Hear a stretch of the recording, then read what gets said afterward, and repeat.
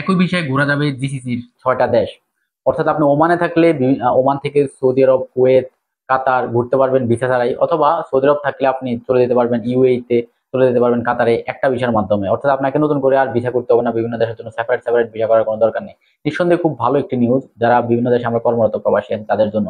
বিশেষ করে যারা হজ করতে যাবে তাদের জন্য তো অবশ্যই এটা খুব ভালো একটা নিউজ। তো এখন বিষয়টা হচ্ছে সব দেশকে যাওয়া যাবে কিনা বাংলাদেশী নাগরিক হিসাবে। আর এর আগে একটা কথা বলে নিই, এই উদ্যোগটা নেওয়া হয়েছিল কিন্তু 2023 সালে, এখন না, আরো 2 বছর আগে উদ্যোগটা নেওয়া হয়েছে, এবং তখন থেকে এটার পেছনে সরকার 6টা দেশের সরকারি কাজ করছে এটাকে কিভাবে সহজীকরণ করা যায় এবং কিভাবে তাদের নাগরিকদের সাথে সাথে প্রবাসীদেরকে এই সুযোগটার আওতায় আনা যায়, এই বিষয়টা নিয়ে কিন্তু তখন থেকে কাজ করা হচ্ছিল।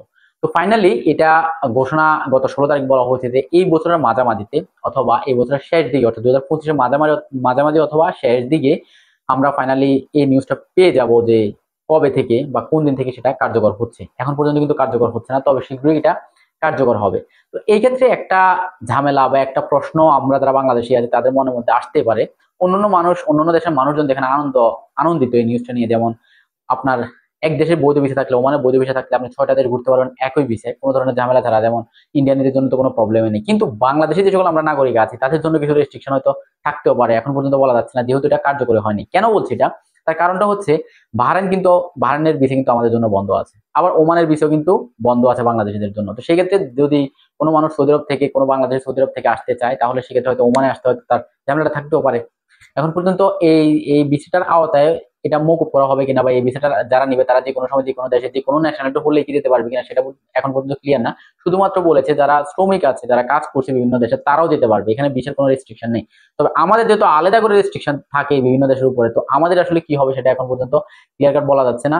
যখনই সেটা কার্যকর হবে, ভিসা ইস্যু করা শুরু হয়ে যাবে, তখনই যখন মানুষজন ঘোরাফেরা করবে বা মানুষজন ভিসা ইস্যু করবে, তখনই এটা ক্লিয়ার হয়ে যাবে যে বাংলাদেশী নাগরিকরা কি যে দেশগুলোতে ভিসা বন্ধ আছে সেগুলোতে ঘুরতে পারবে, নাকি শুধুমাত্র যেগুলোতে খোলা আছে সেগুলো ঘুরতে পারবে। যেমন কাতার বা সৌদি আরব নিয়ে তো কোনো প্রশ্ন নেই, কুয়েত নিয়ে কোনো প্রশ্ন নেই। কিন্তু যারা বাহরাইনে যেতে চায় ওমান থেকে বা বিভিন্ন দেশ থেকে, তাদের কি হবে এটা একটা বিষয়।